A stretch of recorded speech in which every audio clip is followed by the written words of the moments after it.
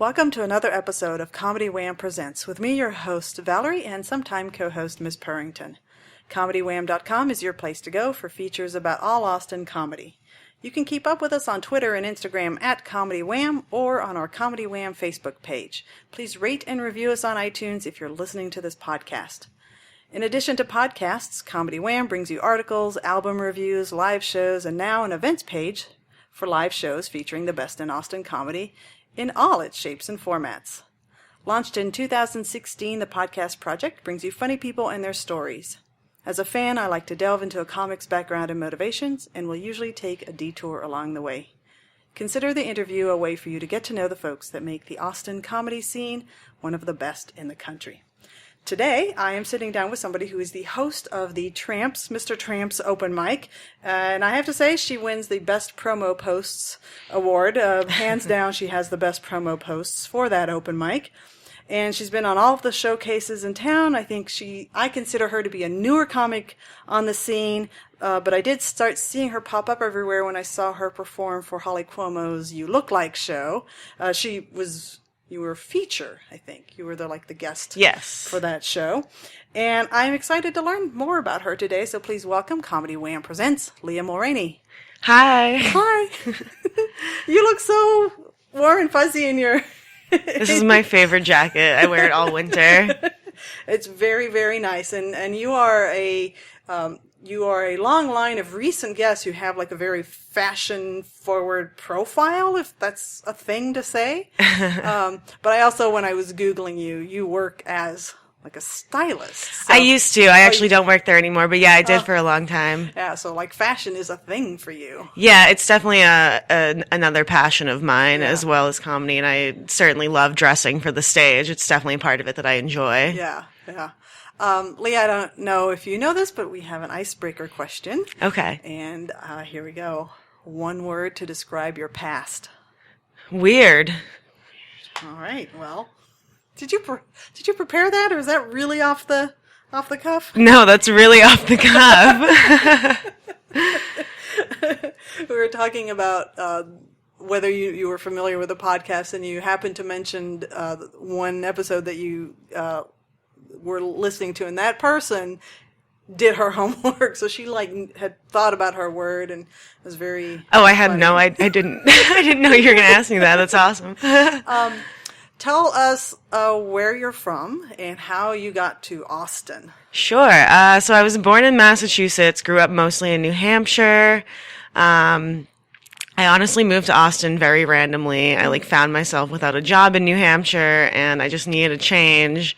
And a friend invited me to essentially live on his couch down here until I figured things out and got an apartment and everything. So I just took the chance and went for it. And here I am, okay. 4 years later. 4 years, okay. All right. So I think that was probably in 2018 that I think I saw you for the first time. So you were already a couple years. Yeah, I did start doing comedy in 2018. Okay. All right.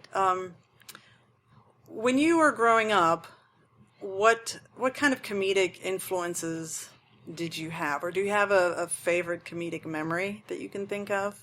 Yeah, I think for as far as comedians that I grew up on, I always wanted to be Joan Rivers, but I was always used to her more as Fashion Police Joan Rivers. And then I discovered her old stand-up videos from the 60s, 70s, and she's just that was just someone who always influenced me style-wise and comedically. And I just feel that's something that I love about her. But the first thing I ever did comedically was submit an audition tape for All That I filmed by myself in my parents' kitchen. I wouldn't let anybody watch me do it because I felt so awkward about it. But so those are probably my earliest. I was listening. You were a guest on another podcast, and because I don't know that much about you, I was spot listening, and there was something that you said about this audition that you did, and you weren't even sure that your dad submitted it. Yes, because he told me that he still has it, but it was recorded on a VHS tape on an old camcorder, and I don't know that he made a copy, so I'm wondering if maybe he just never mailed it, but I'd be interested to watch it, I guess. Yeah. It's probably better for him to still have it than for it to be in the hands of Nickelodeon. Yeah. So, okay. So, yeah, I had no idea what you were auditioning for. All That? Is that it was all called? that. Okay. And with Amanda Bynes and Kenan Thompson and all that. Leah, we're in a different age group here, okay?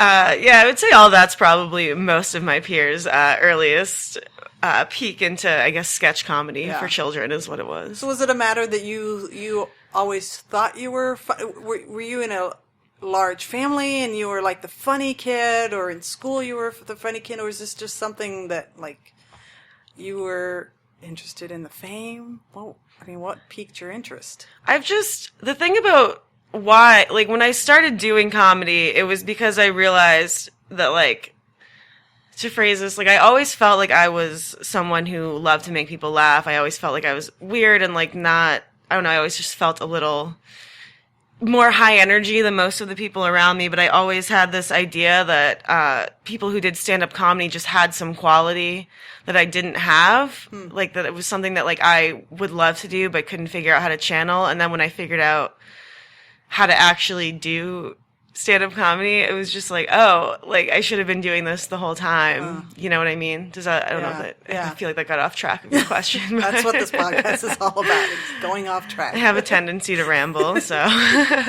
When you were in New Hampshire, did you start comedy up there once you got, past I'll audition for this big show? No, I really didn't do much, like, anything really in comedy in New Hampshire. I didn't start doing stand-up until I moved down here like a couple of years ago. I've done, like, a couple open mics and a show or two in New Hampshire, so I've tested out the scene a little bit, but, I would do community theater and things like that, but I never did much comedically. So tell me about the first time you did like a stand-up comedy. Okay, so it was, I went to this place, Giddy Ups, down south, because I figured that was probably the place where I had the lowest chance of seeing literally anybody that I knew. Because I figured I would do it once, and if I hated it, I would just quit immediately and just never think about it again. I wrote 5 minutes. Some of it I still use, some of it was really bad, and I think it went as well as I could have expected a first set to go. Like, it wasn't amazing, but it was enough to make me feel like I could keep doing it. So it was very much that I went into it with the idea that I was either going to quit immediately or just go all in, depending on how that first set went. Yeah.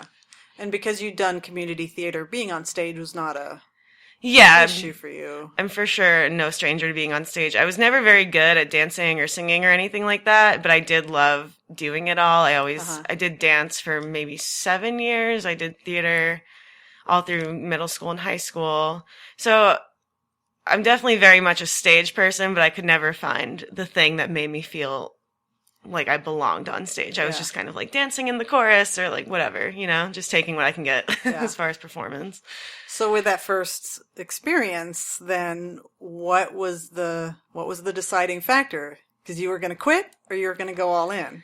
Yeah, I don't know. I was lucky that I had a big group of friends to come with me. I had, I think, like 7 people just sitting at a table in front there for me, which just made me feel so good. I got compliments from strangers, not to like toot my own horn. It wasn't a great set by any means. I think that people were definitely just being nice about it, but it just was like enough of what I wanted it to feel like for me to be like, I want more. I want to get better. I want to keep going and see what else I can do. Like it didn't feel like I did great, but it felt like I could maybe turn it into something if I kept trying. Yeah.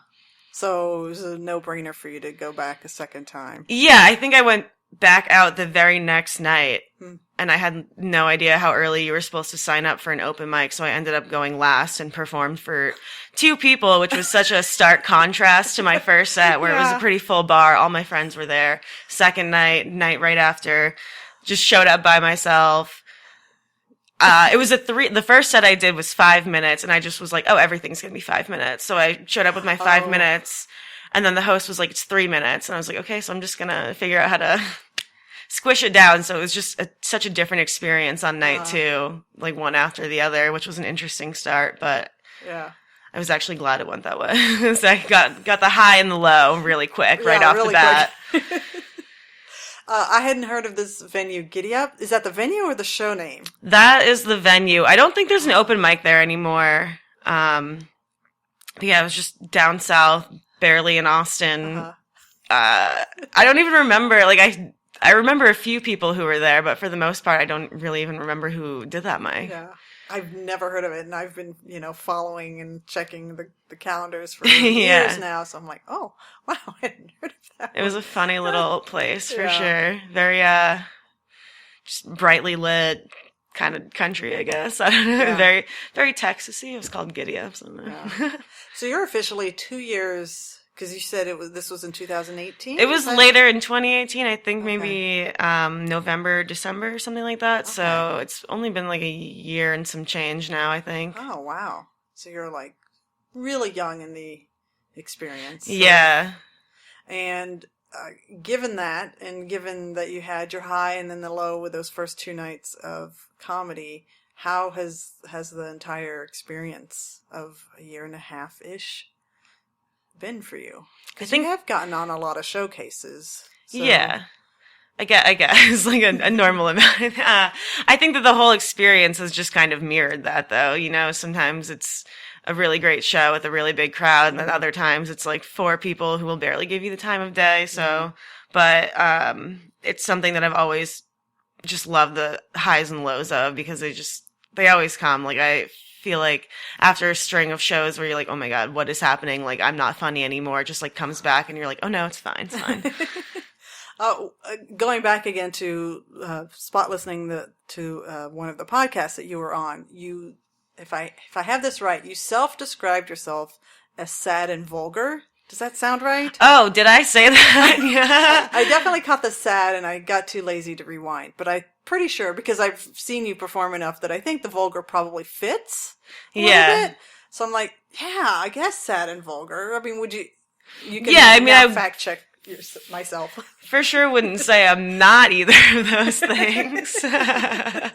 So I for sure believe that I've said that in the past. I must have really been feeling sad and vulgar that day for me to self-describe. But yeah, that sounds like me. All right, I'm just, fact check me here. I'm going to assume you had a nice childhood. Yeah. I mean, New Hampshire, I was actually just listening to a program about New Hampshire in the primary, so, it's a notable state from the political perspective. Other than that, I'm a typical Texan, don't know anything else about the state. But I imagine, very nice state to grow up in. And so I remember my reaction when I first saw you at that You Look Like show. I thought, oh, this woman is just, she's very pretty, she's got this nice outfit, and then the stuff that came out of your mouth, I'm like, oh my God, this is really sad. And there's a whole dick pic thing that you do in your set, and it will not spoil your jokes, but I was like, oh, what a contrast, with this presence that you put out as far as your look, and then the stuff that you write and deliver as your jokes. So all of that preface to say is, how did you settle into that, or was that always part of you? I do think that is always part of me because, like I said, I'm very expressive aesthetically, like my looks and my style. Like I know that it can be a lot, but it's still something that I won't compromise about myself. I'm not going to stop like being over the top in my dress and my looks, and I like feeling good about myself. Like creating my look every day is something that I value. But I definitely have always, been angry about like the way that women are treated, and like a lot of my joke inspiration comes from that, about how like scary it can be to be a woman, but like still not wanting to compromise who you are, like dress in a way that's conservative because you're scared of the attention that it will get you. You know what I mean? Does that make sense? No, at all? Does that answer? Yeah. So it's almost like it's kind of getting close to a political statement without being overtly political. And political, I just mean as you're making a declaration about, I wish to dress and look this way. I regret that those words came out the way that they did. But my comedy, I'm not going to compromise on either point. And so that's the way anybody should feel. Yeah. That they don't have to compromise on anything. I think that, I feel like women should be free to do whatever they want, not wear a bra, dress how they want, say what they want. But there is still, like, a certain scariness attached to putting yourself all out there. Like, there's always going to be that fear of, like, a creepy man, like, seeing you on the street. And, like, you know, there's just, it's scary, but I don't think that anyone should ever compromise who they are. So it's not necessarily political. It's just me, like, being my authentic self. And, like, I want that for everybody. Like, I want everyone to just, you know, acknowledge that things aren't always easy for women, but that we fully should just live to the fullest anyways. If that makes sense. That was kind of a ramble, but. Yeah. And I think it's a tough balance for women to do that because, you know, it's kind of like the male version of, oh, you know, I don't know. I don't know what the male version is, but there's certain tropes that young male comics seem to fall into. And, I think I find myself saying a lot of really bad things apparently during this episode, but women tend to go a different route because they don't want to follow tropes. They want to be unique, but I find that by you going into certain things that I don't know how to say this, that are sexual, you're kind of, you're going head on against the topic. And I think younger comics are afraid to do that. Younger female comics, I think, are afraid to do that. And maybe I'm completely wrong on how I've seen younger female comics approach comedy. And you can correct me on that. I wonder if you find yourself ever challenged in the material that you do. People say, oh, you really shouldn't be talking about that on stage. I do feel like maybe it's not always comedy that resonates with men as much as other comedy might, but I just write from a place of like, if it's me, I don't know, talking about something sexual, it's because like we're sexual beings. Like, right. I'm not gonna like lie and say that I'm not like a sexual person, like as a comic, or like go with like the male idea of what that means. That sounds weird. The male idea. That's not like, not the male idea, but just like the woman, like the sexuality of a woman, I think is such a unique thing that like there's certain, it's kind of like this. I feel like I'm having as hard a time explaining it as you are asking. No, but I just, I think I get like a lot of like nods from women when I bring up like the dick pic thing, like you said, just because, we pursue sexuality in a way that sometimes gets us a result that's like, oh no, it would back out. Like you sent a dick pic that I wasn't expecting. Like I'm not into this anymore. Yeah. So it's just like pursuing sexuality, but sometimes in that pursuit, you like experience like these weird things that men do. And like maybe it's not funny to men to talk about that, but most women seem to. We get it. Yeah. We totally get it. And that's probably why, why as a female, I connected with what you were saying. Not that this is an invitation, but the unsolicited dick pic is not something that's been part of, I'm old. It's just not part of my vernacular. But I definitely resonated with the unwanted advance, and that's just something that's part of the experience of being a woman, unfortunately. Yeah. That sort of thing, it's inspired by real stuff, because I remember, for example, there was this one time when it was someone that I had like matched with on Tinder or something, and like I knew him in high school, and we never like had any like sexual energy in high school, but he was like, oh, do you want to meet up for a drink? Like blah, blah, blah, just talking normal. Mm-hmm. And then all of a sudden he just sent me a dick pic, and I was like, no, I don't want to go for this drink anymore. Like what? Like maybe this would have gone well for you if you had just been normal, but like it was crazy.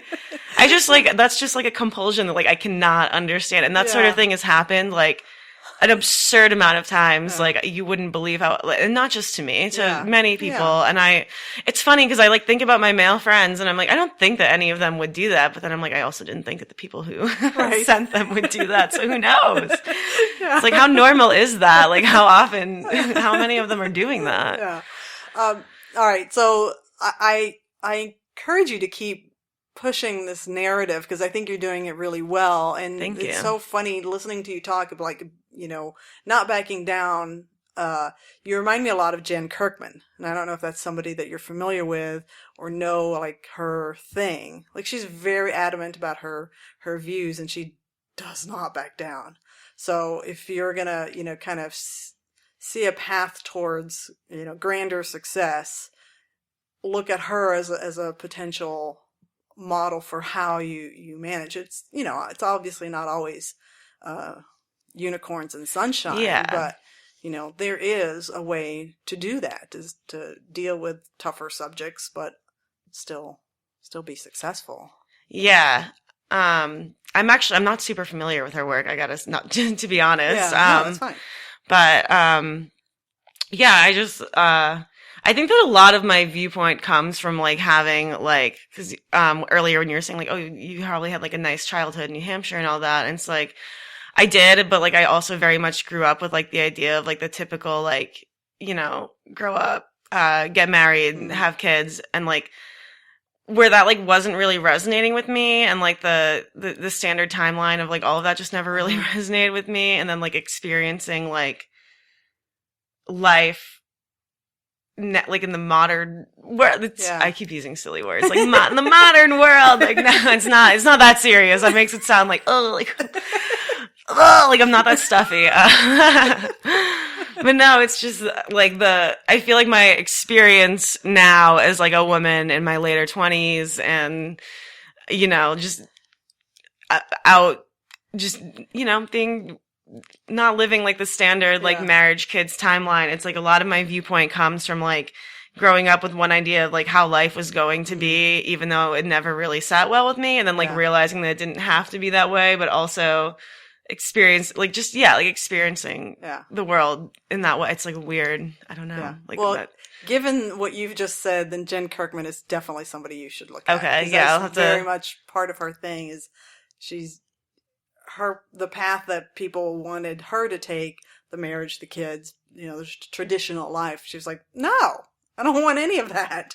Yeah. And, being challenged to want those things. And she's like, no, I don't know how many times I have to tell you, I don't want to get married. I don't want to have kids. This is not what I want to do. Yeah. And I mean, imagine being challenged constantly on those things. Yeah, for sure. I think my mom's probably given up on the idea of me ever having kids. But I remember like when I was a kid, just like dreading the idea of getting pregnant, like the idea of like getting pregnant and like giving birth and raising something from a baby. I was like, I'm dreading like the day when that comes. Like, I don't know how I'm going to deal with that. And then at some point I was like, oh, I literally don't have to do that. Right. Like, I literally don't have to get married or get pregnant if I don't want to. Yeah. Like, that's totally optional. And that's, I think, where the way that I was brought up to like feel like that was just gonna be like my life path, which wasn't, a negative environment or anything. Like that was always like a positive thing that like my family wanted for me. It just wasn't what I wanted for myself. But I think that the day that I like realized that wasn't, or not the day, because there wasn't like a specific day, but when I realized like that wasn't the life path that I had to take if I didn't want to, was when I started to shift into pursuing life entirely like in the way that I wanted to, and like not thinking about like the standard path and like, regretting like spending money on college now that I'm like in this point. I'm like, that was kind of pointless. But it's just stepping out of like that standard path that I felt was kind of laid out, like made me like see all those things through like a different lens, which I think makes it come out now as I'm trying to mold it into like comedic material. Yeah. So I think it draws from like the contrasting ideas of what life is going to be. Yeah. As you're past that 1.5 year mark, do you see any shift in your skills as a comic? What kind of things are you learning right now?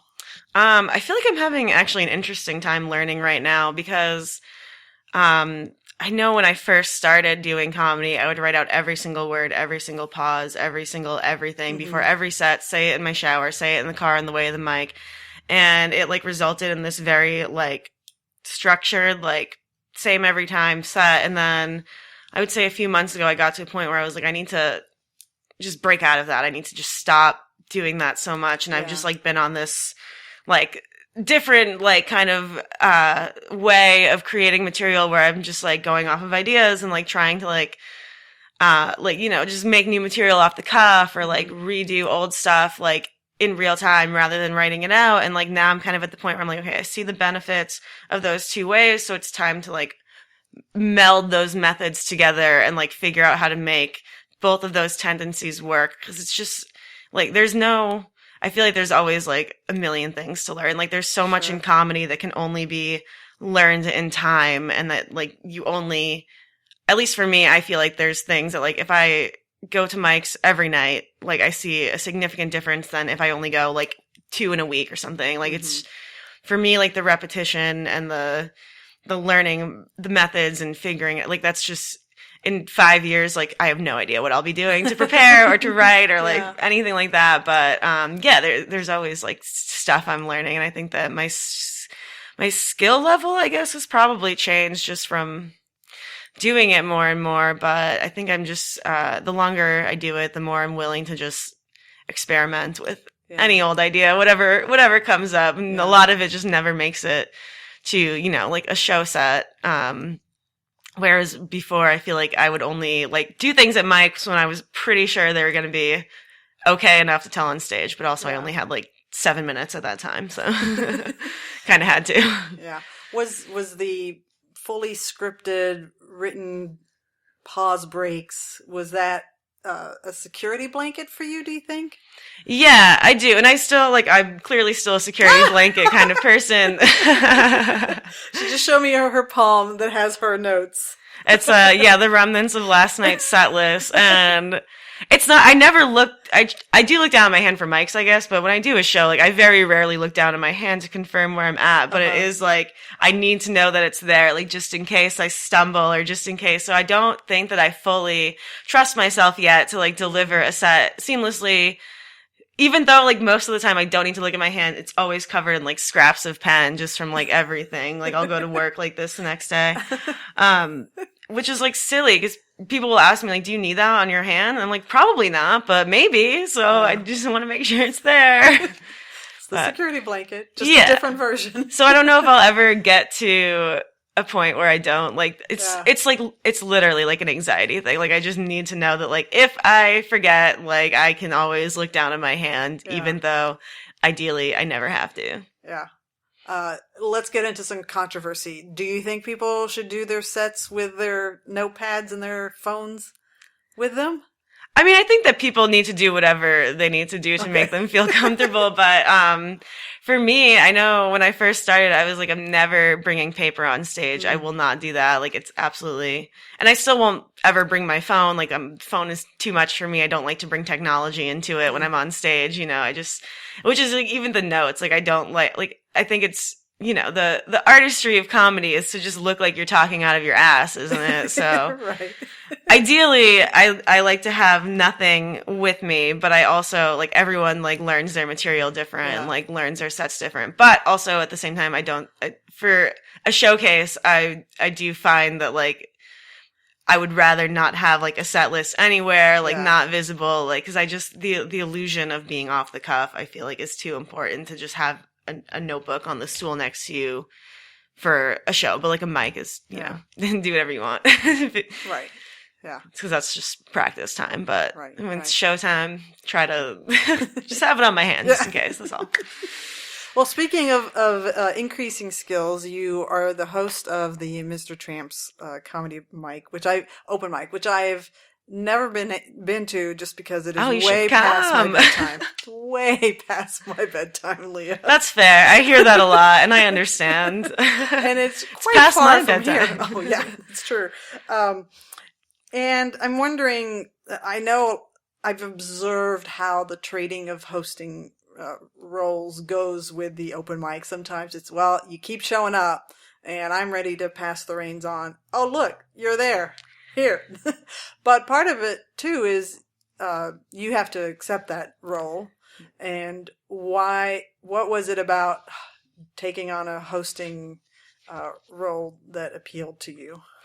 Honestly, it just fell into my lap, and I'll take any opportunity if I'm, you know, like, I love comedy, and if someone's like, do you want to host this open mic? Of course I'm going to be like, yeah, why not? Yeah. And it's it's been fun because it is that like late night mic. Everyone knows Mr. Tramps is Mr. Tramps. Yeah. Like it has a little bit of a wild hair. Yeah, like it's got a stigma. Is that what we're calling it? I guess no. It's been interesting though because that I feel like that has been part of what's inspired me to go more off the cuff lately. Is just because that room it's you never know what's gonna happen. Yeah. Like there's always like hecklers and just weird stuff going on there. Yeah. I've heard some things from its past, something about like a bowl of poop or something that I don't know. Someone told me that and I was like, I really just agreed to host this. Wow, I hope please don't come at me with that. But no, it's been fun. And my friend Michael Priest also hosts it with me, so he usually takes the late shift of it so I can go home early. It's like a nice symbiotic, like I'll take the first half, you take the second. Yeah. Makes it a lot easier. Yeah. Well, I have seen that model at Cherrywood. Yeah. As well. Mm-hmm. That's much more reasonable. Yeah. Because I'm like, it's definitely late. I work on Monday mornings, but I do that. If I just hang out for like an hour, it's fine. It's a good time. Yeah. It's just the good half.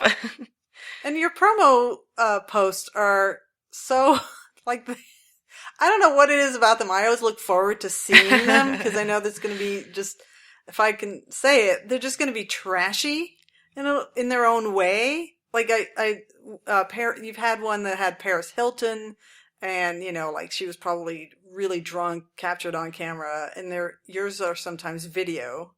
No, they're usually just like they're like, I am so old, Leah. You must think, oh my God. No, I make them kind of sloppily on my Instagram stories and I just save the videos and like post them to, okay. Yeah. No, I thought about like getting like a flyer made for that mic, but then I just started, before I did that, cause I was like, I don't really have $40 right now. So I was like, let me just throw something together. So yeah, I don't know, that the vibe of like those like sloppy 2000s celebrities, like I was like in college when they were all like super relevant, right. Like they're all like wore the juicy tracksuits, like that's very much like something that I always found so fun and like love. So it's like just 2000s trash. It's kind of like a part of my aesthetic, like that like 2000s kind of trash, sloppy vibe. I like it. So yeah, just using my gals, my Lindsay Lohan and my Paris Hilton to say, come hang with me on a Sunday night. And maybe we'll have a few beers, get a little slops on a Sunday. You mentioned that one of the things that you found yourself learning from that, from hosting the open mic, is being a little more off the cuff. So that's a great skill to build up for yourself. Is there been anything else once you got that hosting role and you started feeling more comfortable as a host? Is that when you started thinking, I'd like to host something maybe a little more traditional as a showcase? Or yeah, so actually you mentioned Holly Cuomo and her show earlier. She told me like very early on, and she was super helpful to me very early on. She gave me a lot of really good advice, but she told me that starting a mic first and getting used to hosting in that role was going to just better prepare me for a showcase.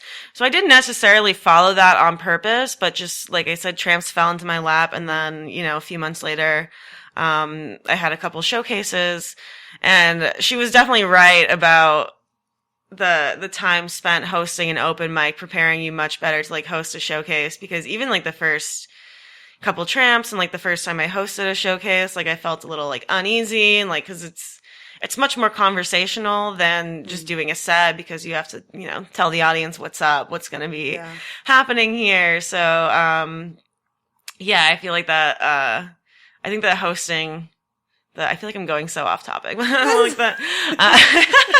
I told you I ramble. It just keeps happening. Oh my God. No self-control about that. No, but it definitely, I feel like the ability to be conversational is something that I definitely picked up, because I didn't, like I said, I was very structured and tightened and every word, every pause written out. But hosting just doesn't really allow for that same kind of structure, because you have to interact with the audience. You don't really, because you're delivering like more than just comedy. You're also telling them what's happening. Mm-hmm. So that was a helpful piece of advice that I kind of followed by accident, but actually ended up being super true. So thank you, Holly. If you're listening. We're a big fan of Holly here. Yeah, she's awesome. So how did Fever Dream come up? So that was actually just kind of random, actually. The bartender for that bar, Penny Lane Street Bar, she had posted that there was going to be a comedy open mic at like 5:30 p.m. And me and Gabby, my co-host for that show, we worked downtown, and we were like, a 5:30 p.m. mic downtown? Sick, let's do it.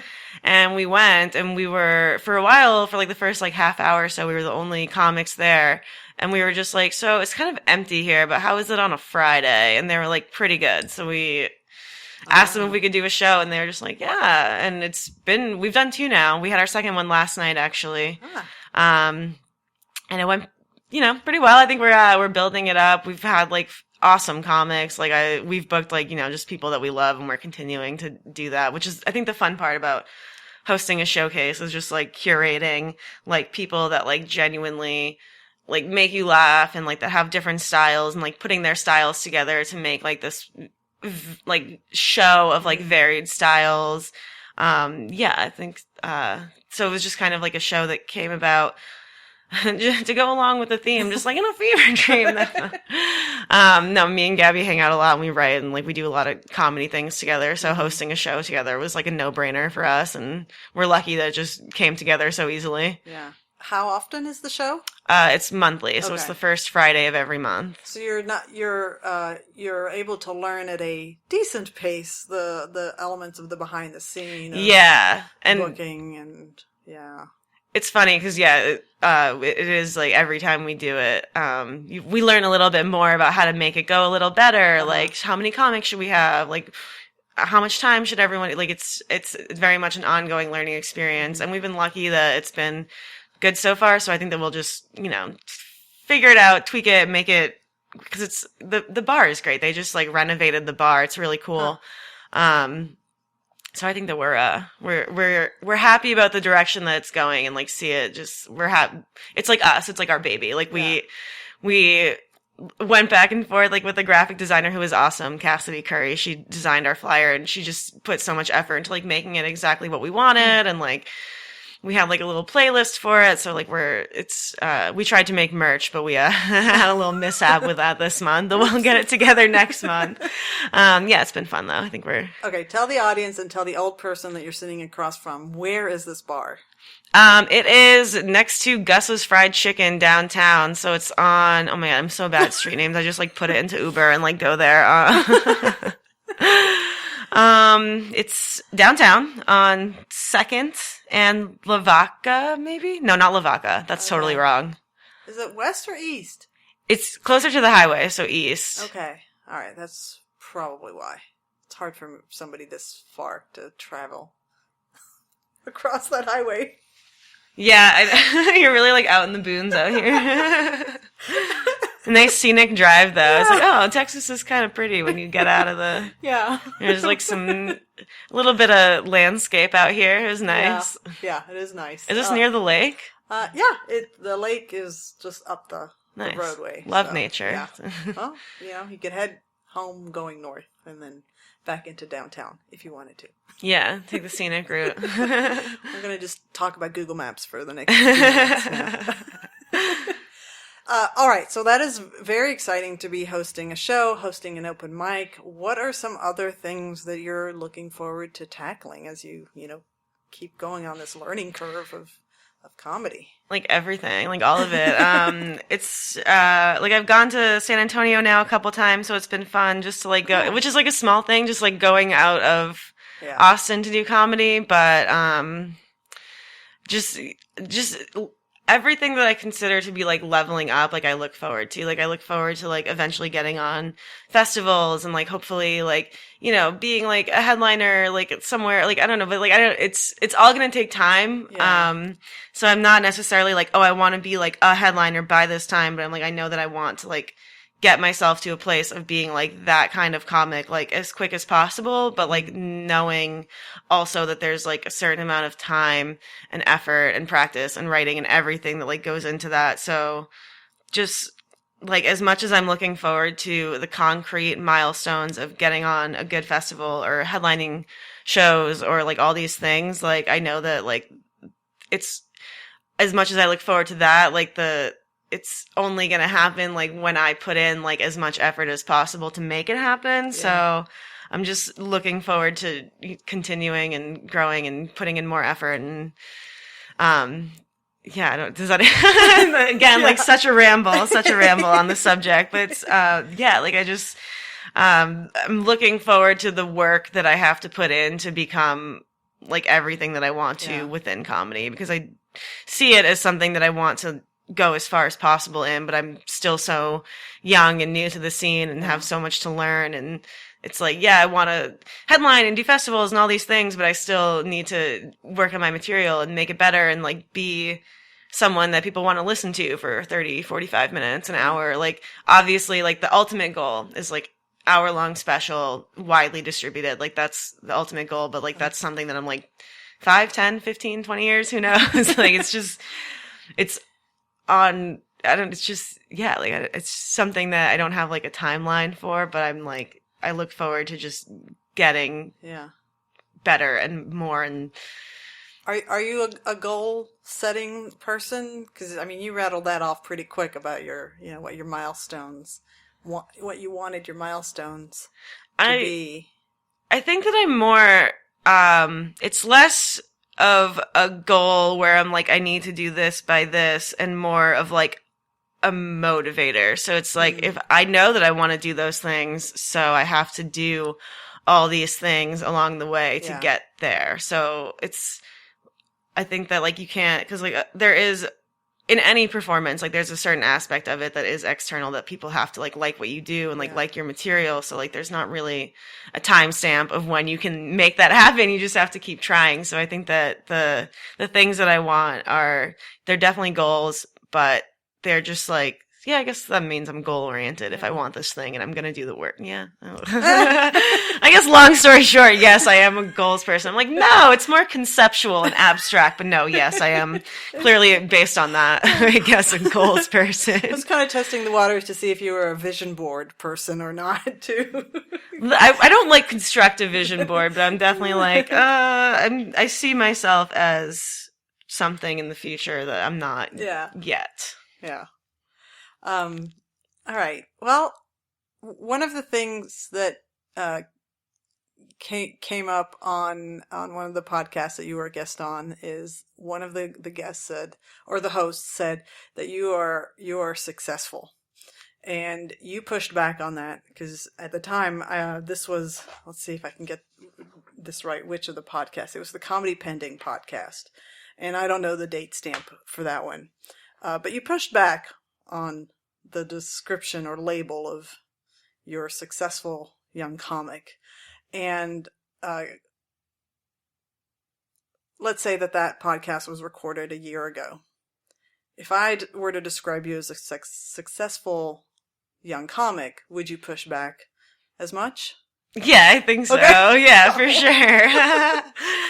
I think that I'm an active comic, but like I don't like, what is this, like there's no like, I'm not like a full-time like comedian, like super talented, like I'm just, you know, I do shows about as much as anyone else who's like doing this. So you have a definition of what success I mean, I feel like I don't. Like, I feel like I'm not, like, to say that you're a successful comic, like, within the scene, within comedy as a whole, it's like, I don't really know. Everyone associates that with their own thing, so it's not, I don't know, but there are certain things that, certain benchmarks, certain shows that, like, do make me feel like, okay, like, I feel like I'm doing this much better than this time last year, so yeah, maybe by my standard last year when I pushed back, I would say yes. Like if I saw myself now, I would be like, oh yes, Leah, you became successful based on what you said a year ago. Mm-hmm. But now that I'm here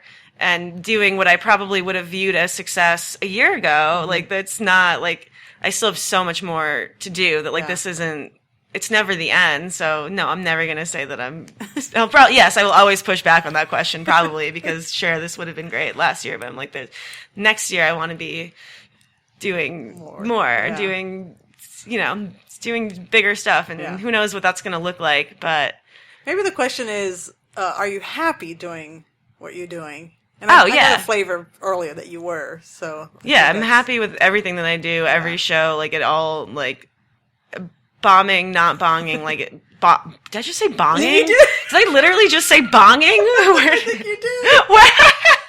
I have no idea where that came from. This is a drug-free environment for anyone listening. Wow, so I have no thinking, I can't wait to get out of here. And oh my god! Whoops! Wow. I don't know where that came. Wow, that came out of nowhere.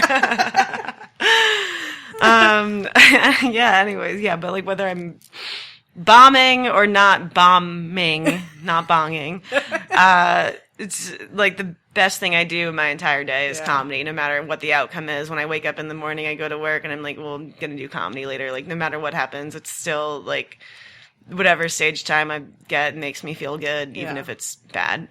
Yeah, that's a great place to be. Because the one lesson for anybody that's doing comedy is if you're not happy, that's not great. I think everyone just does it until they can't stand it anymore. I'm like, okay, I hope that it feels like this forever because I love it so much. Like, I can't imagine my life without comedy. So I just, like, I never want to lose that being on stage and being around other people who love being on stage, like, brings me so much joy.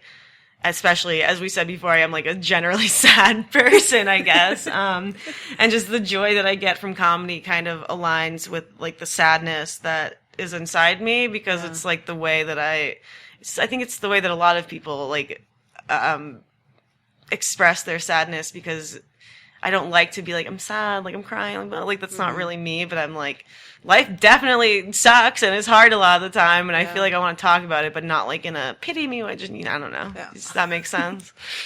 Well, there's the phrase, the stage is basically your therapy sometimes. And if you're not a weepy, sad, crying person, then being able to express yourself in some way on a stage, it can be helpful. Yeah, I think that for a lot of people, a stage just feels like home. Mm-hmm. So I think that whether you do that as a comedian or as a musician or as an actor, like there's just a certain like thing that performance gives people that allows them to feel expressive and okay and happy with what they're doing on the stage. Like it's just like a different piece of existence where it's like you go from like normal conversation to like this stage where it's arguably vain because it's like all lights on me, look at me, listen to me, but like I don't know, it's just it just feels good to be there. Yeah. Well, fantastic. I think that's a perfect spot for us to start wrapping up with. Is there anything we haven't covered that you want to make sure people know about you? No, I don't think so. I mean, everything came out pretty organically, I guess. Hopefully it didn't sound weird. No. All right. Well, are you ready for your closing question? Yeah. One word to describe your future. Awesome. Weird. We'll try not to title this article "Everything is Awesome." All right, that is a wrap on Comedy Wham presents Leah Mulroney. Leah, tell us where we can find you on social media, and why don't you tell us about upcoming shows you want to promote? Sure. If you want to find me on Twitter, see my sad thoughts, it's sadgal_Lily. Like bad gal Riri, but Lily. But so lame. But it's Lily with 2 E's instead of an I guess. And then my Instagram is just Leah Mulroney. And then the next Fever Dream show will be, I think it's March 6th, Friday, March 6th. I can confirm that in just 1 second.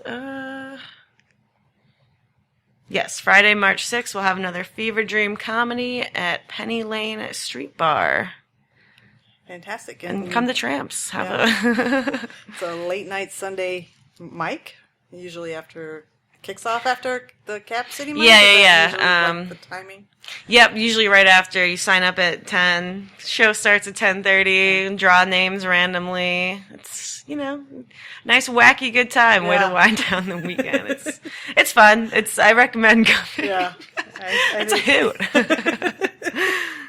Awesome. Well, we hope you've enjoyed learning about how Leah got to be the comedic genius that you heard today, just as much as I have.